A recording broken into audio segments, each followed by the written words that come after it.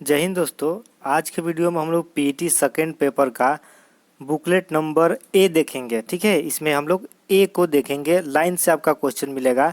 क्योंकि जो अगला वीडियो बना था उसमें सब इधर से उधर क्वेश्चन मिल रहा था, क्योंकि मैंने बुकलेट संख्या एच बनाया था और इसमें ए बना रहा हूं। तो ए में आपका अगर होगा तो लाइन से क्वेश्चन मिलेंगी, अगर नहीं होगा, अगर आपका ए के अलावा बी सी डी एच तक में कोई भी हो तो भी आप मिला सकते हैं, बस क्वेश्चन ऊपर नीचे हो सकता है। अगर ए है तो आपको लाइन से क्वेश्चन मिलेगी। ठीक है, तो चलिए वीडियो को शुरू करते हैं। सबसे पहला क्वेश्चन ए में दिया हुआ है, बुकलेट संख्या ए में निम्नलिखित क्रम में भारत आए। बताना है कि सबसे पहले भारत कौन आया, फिर कौन आया, फिर कौन आया। तो इसके में इसका आंसर हो जाएगा सी। सबसे पहले सेकेंड यानी फयान आया था। ठीक है, फिर हेनसांग, फिर टॉमस सुरो आया था। तो सी ऑप्शन इसका बिल्कुल करेक्ट हो जाएगा। चलिए नेक्स्ट क्वेश्चन आता है, सिराजुद्दौला किस युद्ध में अंग्रेजों से पराजित हुआ। तो ये हुआ था प्लासी के युद्ध में, जो कि 1757 ईस्वी में हुआ था। चलिए नेक्स्ट क्वेश्चन है, इनमें से कौन हड़प्पा नीति का कट्टर समर्थक था। तो ये था लॉर्ड डलहौजी। ठीक है, तो बी ऑप्शन इसका बिल्कुल करेक्ट हो जाएगा। चलिए नेक्स्ट क्वेश्चन है, भारतीय इतिहास में धन्वंतरी कौन थे। तो धन्वंतरी थे चंद्रगुप्त विक्रमादित्य। ठीक है, की सभा को सुशोभित करने वाला प्रसिद्ध चिकित्सक। ठीक है, धन्वंतरी एक चिकित्सक था जो चंद्रगुप्त विक्रमादित्य के सभा में था। चलिए नेक्स्ट है 5 नंबर क्वेश्चन, मौर्यकालीन भारत के विवरण वाली इंडिका के लेखक है। तो इंडिका का मेगास्थनीज है लेखक। चलिए नेक्स्ट है, साइमन कमीशन किस वर्ष भारत में प्रथम बार आया था। तो आया था 1928 में। नेक्स्ट है, भारतीय राष्ट्रीय कांग्रेस द्वारा किस अधिवेशन में ऐतिहासिक पूर्ण स्वराज यानी पूर्ण स्वतंत्रता की प्रस्ताव पारित किया गया था। ये किया गया था लाहौर अधिवेशन में। चलिए नेक्स्ट है, निम्न का मिलान करना है, कौन सा किसका मतलब कि कौन किसका सही होगा आंसर। तो इसका बताना है राइट आंसर क्या हो सकता है। तो इसमें होगा 2 1 3 4, यानी इसमें से 2 1 3 4 बी नंबर ऑप्शन पे हमारा सही हो जाएगा, 2 1 3 4। चलिए नेक्स्ट है 9 नंबर क्वेश्चन, निम्न में से किसने महात्मा गांधी के खिलाफत आंदोलन से जुड़ने का विरोध किया था। तो ये क्या था, मोहम्मद अली जिन्ना। ठीक है, ये आंसर करेक्ट है। 10 नंबर क्वेश्चन है, इनमें से कौन सा क्रांतिकारी संगठन काकोरी षड्यंत्र केस में शामिल था पूछा है, मतलब कि शामिल था। तो यह है HRA, मतलब कि हिंदुस्तान रिपब्लिकन एसोसिएशन। चलिए नेक्स्ट है, नागार्जुन सागर बांध किस नदी पर है। तो यह है कृष्णा नदी पर। चलिए नेक्स्ट है, माउंटेन एवरेस्ट पर प्रथम मतलब पहली बार चढ़ाई कब की गई थी। तो ये किया गया था 1953 में। नेक्स्ट क्वेश्चन है जो कि 13 नंबर है, बताना है भरतपुर में स्थित पक्षी अभयारण्य जिसको बोलते हैं राष्ट्रीय उद्यान का नाम क्या है। तो यह है केवलादेव घाना राष्ट्रीय उद्यान, जो कि राजस्थान में है। चलिए नेक्स्ट आता है, भिलाई इस्पात षड्यंत्र के लौह अयस्क का स्रोत क्या है। तो ये स्रोत बताना था इसमें। ठीक है, तो दिल्ली राजहरा इसका स्रोत है, दिल्ली वाला नहीं है, दिल्ली है। नेक्स्ट है, इसमें बताना है कि कौन सा मैच नहीं किया है। ठीक है, देखिए इसमें नहीं पूछा है क्वेश्चन में, तो ध्यान से करना था इसको। इसमें 2 और 3 मैच नहीं किया है, क्योंकि उत्तर प्रदेश में बारा लापला नहीं होता है और थागा ला नीति ये सब हिमाचल प्रदेश में नहीं होता है। तो ये गलत, ये गलत, यानी 2 3 नंबर गलत है इसका। नेक्स्ट आता है 16 नंबर क्वेश्चन, बोल रहा है कि किसके बढ़ने से फलस्वरूप निजी निवेश में वृद्धि की अधिक संभावना होती है। तो देखिए, जो नई पूंजी पर अनुमानित प्राप्ति होती है इसी के कारण होती है। नेक्स्ट आता है, भारत की राष्ट्रीय आय का आकलन करने वाली संस्थान क्या है, जिसको बोलते हैं केंद्रीय सांख्यिकी संगठन CSO। ठीक है, तो इसका राइट आंसर ये हो जाएगा। नेक्स्ट है, सेवा क्षेत्र का दूसरा नाम क्या है। तो इसको बोलते हैं तृतीय क्षेत्र। ठीक है, तृतीय क्षेत्र जो होता है वो सेवा क्षेत्र होता है, जिससे गवर्नमेंट को ज़्यादा इनकम होती है। भारत में श्वेत क्रांति का जनक डॉक्टर साहब थे, जो कि डॉक्टर वर्गीस कुरियन का पूरा नाम है। चलिए अगला क्वेश्चन है, भारत में आर्थिक सुधार 1991 के दौरान प्रधानमंत्री कौन थे। तो ये थे PB नरसिम्हा राव, क्योंकि सभी लोग मनमोहन सिंह ज़्यादातर लड़के लगाए हैं, ये उस समय वित्त मंत्री शायद थे। भारत के संविधान में इसमें से क्या राज्य सूची में सम्मिलित नहीं है। तो राज्य सूची में दंड प्रक्रिया संहिता सम्मिलित नहीं है। निम्नलिखित में से क्या संविधान भारतीय संविधान की मुख्य विशेषता नहीं है पूछा है, तो इसको ध्यान से पढ़ना है, जिसमें ए ऑप्शन हमारा करेक्ट हो जाएगा। अर्धसंघीय संरचना नहीं है। नेक्स्ट आता है 23 नंबर क्वेश्चन, निम्न में से क्या भारतीय नागरिकों को आर्थिक न्याय प्रदान करता है? तो ये करता है राज्य के नीति निर्देशक सिद्धांत। नेक्स्ट है भारतीय संविधान का कौन सा अनुच्छेद राज्य सरकारों को ग्राम पंचायतों के आयोजन के लिए निर्देशित करता है? तो ये करता है अनुच्छेद आर्टिकल 40। नेक्स्ट क्वेश्चन है त्रिस्तरीय पंचायती राज व्यवस्था का विचार किसने रखा था? तो ये रखा था बलवंत राय मेहता कमेटी। ठीक है, बलवंत राय मेहता कमेटी ने रखा था। चलिए नेक्स्ट क्वेश्चन की बात करें तो ये है आपका 26। चलिए नेक्स्ट है बिजली का प्रवाह सर्किट में कब होता है? तो देखिए इसमें थोड़ा कन्फ्यूजन लग रहा है, लेकिन इसका राइट आंसर स्विच बंद होने पर हो सकता है। ठीक है, तो आप बता दीजिएगा कमेंट बॉक्स में आपने क्या इसका टिक किया है। मेरे हिसाब से ये बी ऑप्शन करेक्ट लग रहा है। चलिए नेक्स्ट है प्रतिरोध की एसआई इकाई क्या है? तो ये तो क्लियर है कि ओम ही होता है प्रतिरोध का। नेक्स्ट है नींबू का खट्टा स्वाद किसकी उपस्थिति के कारण होता है? तो ये होता है साइट्रिक अम्ल के कारण। नेक्स्ट है कर्कटजनक रसायन से होता है, तो कर्कटजनक से कर्क रोग होता है जिसको हम लोग कैंसर बोलते हैं। त्वचा की ऊपरी सतह क्या कहलाती है? तो ये कहलाती है अर्धचंद्र। नेक्स्ट है जो कि है 31 मैथ का क्वेश्चन आ गया जिसका सॉल्व करने पर आंसर आया है 1। ठीक, नेक्स्ट क्वेश्चन है इसको बताना था आंसर कितना आएगा, तो इसका आएगा 300 यानी 300 आंसर हो जाएगा। इसको सॉल्व करने पर आएगा 19/32 यानी 19/32 राइट आंसर है। 34 में देखेंगे एक शहर की जनसंख्या में 4% की वार्षिक वृद्धि होती है, परंतु स्थानांतरण के कारण 1/2% यानी आधा 0.5% वार्षिक तक घट भी जाती है। मतलब कि घटते 3 साल मतलब 3 वर्षों के लिए वृद्धि प्रतिशत बताना है आपको। तो इसका राइट आंसर हम बता दे रहे हैं डायरेक्ट, आप लोग इसको हल किए होंगे तो आप मिला लीजिएगा। 10.8 इसका राइट आंसर हो जाएगा। चलिए नेक्स्ट क्वेश्चन बताते हैं। 13 परिणामों का औसत वाला जो क्वेश्चन है इसका मैं डायरेक्ट राइट आंसर बता दे रहा हूँ, आप लोग इसका मैच कर लीजिएगा। 47 is a right answer for this question. 35 का ए, 47 इसका सही है। निम्न में से तीक्ष्ण का विलोम क्या हो सकता है? तो तीक्ष्ण का विलोम होता है कुंठित। चलिए नेक्स्ट है गजवदन का पर्वाची, तो गजवदन का पर्वाची होता है गणपति। गज यानी गजानन, गजानन यानी हाथी, हाथी यानी गणपति भगवान जो गणेश भगवान होते हैं। कांटों से भरा हुआ वाक्य के लिए विकल्प चुनना है, तो कांटों से भरा हुआ को ये एक परफेक्ट शब्द बनता है कंटकाकीर्ण, राइट आंसर इसका डी हो जाएगा। दूध का दूध पानी का पानी करना मतलब उचित निर्णय लेना। चलिए नेक्स्ट है शुद्ध वर्तनी का चयन करना है कि बहिष्कार कैसे लिखा जाता है, तो इसका सी ऑप्शन बिल्कुल करेक्ट है, बहिष्कार ऐसे ही लिखा जाता है। चलिए नेक्स्ट क्वेश्चन है जो कि 41 है, थोड़ा स्पीड में चल रहे हैं ताकि आप लोग का समय ज़्यादा न लॉस्ट हो। इसका आंसर हो जाएगा 41 का। करे the author sat peering into the darkness because he was afraid, वह बहुत भयभीत था। चलिए नेक्स्ट आता है the author jumped out of the bed because, उसने क्यों जंप से कूदा मतलब क्यों जंप किया बेड से? तो a cold breeze flew past his face, right answer C हो जाएगा। 43 का हो जाएगा which one of the following did the author do first, मतलब कौन सा ऑर्थर के हिसाब से मतलब लेखक के हिसाब से कौन पहले किया गया काम है? तो उसने पहले बेड पे चढ़ा था ना, तो इसका बी ऑप्शन करेक्ट हो जाएगा, climbing into bed. Next question देखते हैं गिव द सिनोनिम्स, पर्यायवाची बताना है प्राइड का, प्राइड का हो जाएगा डिग्निटी। चलिए नेक्स्ट है एंटोनिम्स बताना है मतलब कि विलोम बताना है, किन का विपरीत शब्द क्या होता है? तो किन का हो जाएगा डल। चलिए नेक्स्ट क्वेश्चन 46, इसमें बहुत आसान क्वेश्चन आया है कि कुत्ता को काटने से रेबीज रोग होता है, तो मच्छर के काटने से क्या होता है? मलेरिया होता है। ठीक है, मलेरिया रोग होता है मच्छर के काटने से। चलिए नेक्स्ट आता है उस शब्द का चयन के जो समूह से बाकी मेल नहीं खाता हो, तो इसका सूरबीर मेल नहीं खाता और तीनों शब्द एक साथ मेल खाते हैं। नेक्स्ट है 48, इसमें बताना है कि कौन सा मैच नहीं करता है, तो इसको आपने सॉल्व किया होगा, इसका राइट आंसर हो जाएगा बी, जिसके लास्ट में GA आया है वही राइट आंसर है।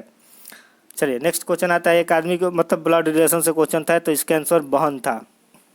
नेक्स्ट क्वेश्चन है जो कि 50 यानी 50 नंबर क्वेश्चन है, इसमें बताना है कि 18 फरवरी 2005 को शुक्रवार था, तो 18 फरवरी 2017 मतलब कि 2 साल बाद क्या होता है? लीप ईयर बीच में नहीं आया है तो 2 दिन बढ़ा देना है, तो शुक्रवार था तो अगला दिन शनिवार होगा और इसके अगला दिन रविवार हो जाता है, रविवार इज राइट आंसर। चलिए नेक्स्ट है भारत के उस प्रथम राज्य का नाम क्या है जिसने अपने सभी निवासियों को स्वास्थ्य बीमा प्रदान किया, तो ये क्या है? गुजरात। ठीक है, तो 51 का राइट आंसर क्या हो जाएगा? सॉरी, 51 का राइट आंसर हो जाएगा राजस्थान। गुजरात नहीं, राजस्थान क्या है?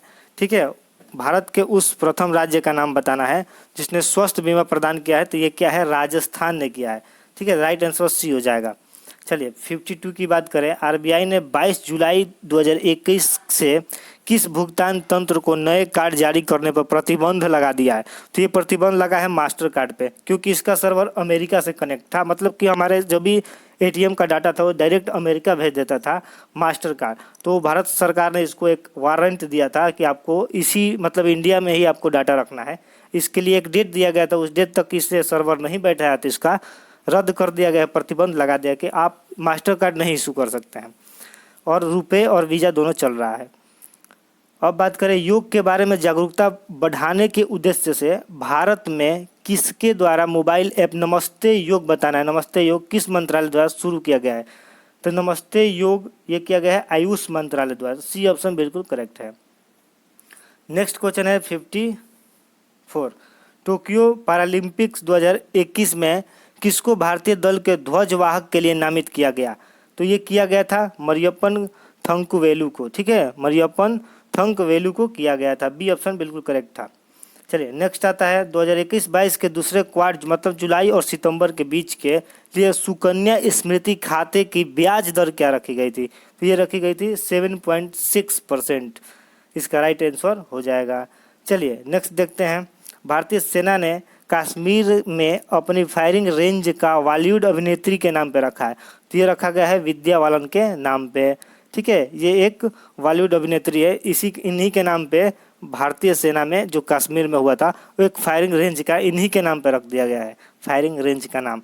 वर्ष 2021 के लिए किस देश का पासपोर्ट विश्व में सबसे सर्वाधिक मतलब कि सबसे शक्तिशाली पासपोर्ट बताना है, कौन सा है? तो ये है जापान का पासपोर्ट सबसे शक्तिशाली। नेक्स्ट आता है 58। तमिलनाडु विधानसभा 2021 का चुनाव किस राजनीतिक दल ने जीता? ये जीता है डीएमके ने। ठीक है, डीएमके पार्टी ने जीता है चुनाव, तो इसका राइट आंसर ए हो जाएगा। नेक्स्ट आता है वैश्विक शांति सूचकांक 2021 में कौन सा देश शीर्ष पे रहा?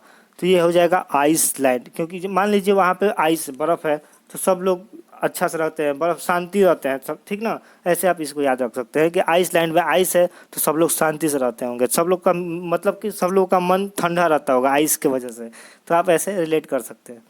चलिए 60 में देखते हैं। कौन सा राज्य सरकार ने मुख्यमंत्री दलित सशक्तिकरण योजना को लागू किया है? तो ये क्या है? तेलंगाना सरकार। तो तेलंगाना इसका राइट आंसर हो जाएगा, तेलंगाना। चलिए नेक्स्ट क्वेश्चन आता है। नेक्स्ट क्वेश्चन है 61 क्वेश्चन देखते हैं। निम्न में से किस देश को थंडर ड्रैगन की भूमि के नाम से जाना जाता है? तो ये जाना जाता है भूटान को। ठीक है, तो भूटान इसका राइट आंसर हो जाएगा। नेक्स्ट क्वेश्चन है रियाद किस देश की राजधानी है? तो रियाद है सऊदी अरब। ठीक है, सऊदी अरब की राजधानी है रियाद। चलिए नेक्स्ट क्वेश्चन आता है जो कि 63 नंबर है। क्षेत्रफल की दृष्टि से भारत का निम्न में से कौन सा राज्य सबसे छोटा है? देखिए क्षेत्रफल के हिसाब से पूछा है तो ये हो जाएगा गोवा। अगर जनसंख्या के हिसाब से पूछता तो सिक्किम इसका राइट आंसर होता, लेकिन अभी इस सवाल के हिसाब से गोवा इसका राइट आंसर होगा क्योंकि इसमें क्षेत्रफल के हिसाब से पूछा है। चलिए नेक्स्ट क्वेश्चन आता है 64। राज्यसभा के चुने हुए सदस्यों का कार्यकाल कितने वर्ष का होता है? तो ये होता है 6 वर्षों का होता है और लोकसभा के सदस्यों का 5 वर्ष का होता है। निम्न विश्व में संयुक्त राष्ट्र दिवस कब मनाया जाता है? संयुक्त राष्ट्र दिवस बताना है कब मनाया जाता है। तो ये मनाया जाता है 24 अक्टूबर। ठीक है, 24 अक्टूबर 1945 को इसका मतलब कि इसका स्थापना हुआ था 24 अक्टूबर 1945 को। तो ये 24 अक्टूबर को ही मनाया जाता है इसका राष्ट्रीय दिवस। अंतर्राष्ट्रीय न्यायालय कहाँ स्थित है? अंतर्राष्ट्रीय न्यायालय द हेग में स्थित है। ठीक है, चलिए नेक्स्ट है विश्व प्रसिद्ध खजुराहो मूर्ति कलाएँ कहाँ स्थित है? तो ये स्थित है मध्य प्रदेश में। ठीक है, खजुराहो की मूर्ति कलाएँ मध्य प्रदेश में स्थित है। चलिए नेक्स्ट क्वेश्चन आता है जो कि 68 नंबर पर है। प्रसिद्ध नबका बेलारा। ठीक है, प्रसिद्ध नबका बेलारा उत्सव इनमें से किस राज्य से संबंधित है? तो ये है उड़ीसा से संबंधित। ठीक है, नेक्स्ट क्वेश्चन है निम्न में से कौन सी एक हरित गैस नहीं है। ठीक है, हरितकृत गैस बताना है कौन सा नहीं है, इसमें नहीं को भी अंडरलाइन किया गया है ताकि आप इस पे ध्यान दें। ठीक है, तो नाइट्रोजन इसका राइट आंसर हो जाएगा। नेक्स्ट क्वेश्चन आता है 70 नंबर, अर्जुन पुरस्कार किस लिए दिया जाता है? तो ये दिया जाता है खेल के मतलब कि खेलों के क्षेत्र में दिया जाता है, खेलों के उत्कृष्ट प्रदर्शन के लिए। चलिए नेक्स्ट आता है 71 नंबर क्वेश्चन। दोस्तों वीडियो लाइक जरूर करिएगा, वीडियो आपको अच्छी लगता होगा तो वीडियो जरूर लाइक करिएगा और दोस्तों के पास शेयर भी करिएगा ताकि वो लोग भी अपना आंसर मिला सके सही सही। उपयुक्त गद्यांश में बताना है स्प्रियणी का अर्थ क्या होता है? तो इसका अर्थ होता है प्राप्त करने योग्य। गद्यांश के हिसाब से गद्यांश में लेखक ने मुख्य रूप से किसकी बात की है? तो बताना है कि इस गद्यांश में लेखक के मुख्य रूप से किसके बारे में जिक्र किया है। ठीक है, तो इसका 72 का राइट आंसर हो जाएगा डी नंबर। महात्मा गांधी के नेतृत्व में राष्ट्रीय आंदोलन कैसा था? चलिए डी नंबर इसका ऑप्शन करेक्ट है। नेक्स्ट क्वेश्चन आता है 73, ये भी गद्यांश के हिसाब से बताना है, गद्यांश पढ़ने के बाद कि लेखक का उद्देश्य क्या था बताने का। ये गद्यांश दिया गया था तो लेखक का क्या उद्देश्य था? तो इसका राइट आंसर हो जाएगा 73 का कि भारतीय जो स्वतंत्रता संग्राम की विशेषता को बताना था। ठीक है, बी नंबर ऑप्शन इसका बिल्कुल करेक्ट है। चलिए नेक्स्ट आता है 74, धर्मनिरपेक्षता से अभिप्राय है। धर्मनिरपेक्षता का मतलब होता है सभी धर्मों का आदर करना, रिस्पेक्ट करना। चलिए नेक्स्ट होता है कैसे माना जाए कि हमारा स्वतंत्रता संग्राम जनतांत्रिक था? ये इसलिए माना जाएगा क्योंकि इसमें सभी जाति वर्ग धर्म के लोग ने भाग लिया था, इसीलिए इसको माना जाता कि ये जनतांत्रिक था। चलिए नेक्स्ट क्वेश्चन आता है, ये भी गद्यांश पे ही आधारित है, ये दूसरा गद्यांश है। हाँ दूसरा गद्यांश है। इसमें बताना है 76 का, मानव को सृष्टि का लघु रूप माना गया क्योंकि मानव के जो मन में घटित होता है वही सृष्टि में घटित होता है, इसीलिए ये राइट आंसर ए हो जाएगा इसका। चलिए वैज्ञानिक दृष्टि का अपेक्षाकृत अभाव होता है, ये होता है साहित्य शास्त्री में, ना कि साहित्यकार में। ठीक है, ये ऑप्शन बिल्कुल गलत है, साहित्य शास्त्री में इसका राइट आंसर होगा। मानव शरीर को यंत्रवत कहा गया क्योंकि मानव शरीर की मांसपेशियां, ये भी सही नहीं है। हाँ ये सही होगा, राइट ऑप्शन सी हो जाएगा इसका राइट, क्योंकि अवयव रूपी पुर्जे के विकृत होने से शरीर यंत्रित निष्क्रिय हो जाता है। तो राइट आंसर हो जाएगा इसका सी। चलिए नेक्स्ट क्वेश्चन आता है, शल्य चिकित्सकों द्वारा स्वीकार की गई दायित्वपूर्ण चुनौती थी। ठीक है, दायित्वपूर्ण चुनौती क्या थी? तो इसको पढ़ने के बाद आप गद्यांश पढ़े होंगे तो आपको पता होगा कि अंग प्रत्यारोपण द्वारा शरीर को सामान्य बनाना, इसका राइट आंसर हो जाएगा सी। चलिए नेक्स्ट क्वेश्चन की बात करें, अनुच्छेद में प्रयुक्त निरामय शब्द का अर्थ क्या होता है? निरामय शब्द का अर्थ होता है स्वास्थ्य। ठीक है, चलिए नेक्स्ट है जो कि आपका 81 से लेकर 85 के बीच में आपको इस ग्राफ से रिलेटेड क्वेश्चन मिलेंगे। चलिए इस ग्राफ का पहले आप ग्राफ देख लीजिए कि कौन सा है। इस ग्राफ का आंसर मैं बता रहा हूँ, आप लोग मैच करिएगा, आपने क्या टिक किया है मैं क्या बता रहा हूँ। ठीक है, मैं राइट आंसर बता रहा हूँ, आप लोग बताइएगा कि सही है कि नहीं। उत्पादन बताना है कि किस वर्ष अधिक घट गया है। ठीक ना, घटा हुआ पूछा है तो 2015-16 के बीच अधिक घटा हुआ है। चलिए नेक्स्ट क्वेश्चन आता है 82 का, पिछले उत्पादन में पिछले वर्ष की तुलना में किस वर्ष बताना है कि अधिकतम वृद्धि हुई है? तो अधिकतम वृद्धि हुई है 2013 और 14 के बीच में, ये ऑप्शन करेक्ट है। चलिए 83 का देखते हैं, प्रथम 3 वर्ष दौरान औसत उत्पादन था, मतलब बताना है कि पहला जो 3 वर्ष है उसके दौरान में औसत उत्पादन कितना था? तो ये था 48 मीट्रिक टन। ठीक है, 48 मीट्रिक टन इसका राइट आंसर है। चलिए 84 देखते हैं, सीमेंट का अधिकतम उत्पादन दर्ज हुआ था, किस वर्ष बताना है अधिकतम उत्पादन हुआ था? तो ये हुआ था 2014 और 15 के बीच। नेक्स्ट है वर्ष 2011 और 12 के दौरान उत्पादन वृद्धि प्रतिशत पिछले वर्ष की तुलना में था, मतलब कि कितना पिछले वर्ष की तुलना में कितना वृद्धि प्रतिशत था? तो ये था आपका 31.8%, इसका राइट आंसर है। चलिए नेक्स्ट आता है जो कि 86 से 90 तक आपका इस ग्राफ के हिसाब से आंसर बताना है। तो 86 का राइट आंसर हो जाएगा 33.3 इज अ राइट आंसर। चलिए 87 देखते हैं, आपको सभी लाइन से क्वेश्चन मिल रही होंगी। ठीक है, तो इसका आप राइट आंसर देख लीजिए क्या हो सकता है। 87 बताना है सभी वर्षों के लिए दर जो दिया गया एक्स की आया प्रतिशत औसत करोड़ों में बताना है, तो इसका राइट आंसर हो जाएगा 260 करोड़, इसका राइट आंसर होगा। नेक्स्ट आता है 88, विगत वर्षों का तथा x और x का आयत में अधिक था। हाँ, तो इसका हो जाएगा राइट आंसर 2, ठीक है, 2 वर्षों में। चलिए नेक्स्ट है 89, इसका भी राइट आंसर हो जाएगा 2 ही इसका भी राइट आंसर होगा। चलिए नेक्स्ट है 90, 2018 और 19 के दौरान x का आयात में प्रतिशत वृद्धि सभी, हाँ इसमें सबका प्रतिशत निकाल के पूछा है कितना का, x का, तो इसका राइट आंसर हो जाएगा 64.38% is right answer. D option इसका बिल्कुल करेक्ट है। चलिए नेक्स्ट क्वेश्चन की बात करें, 91 से 95 नंबर क्वेश्चन इस ग्राफ के हिसाब से इसका आंसर होगा। तो इस ग्राफ को देख लीजिएगा, इसके बाद यही क्वेश्चन आने वाला है। तो इसका अनुपात मैं बता दे रहा हूँ, 7:9 का अनुपात होगा, यानी 7:9 का।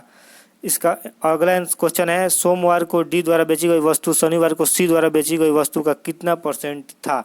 तो इसका बताना, तो इसका राइट आंसर हो जाएगा 44.44% था, यानी सी ऑप्शन बिल्कुल सही है।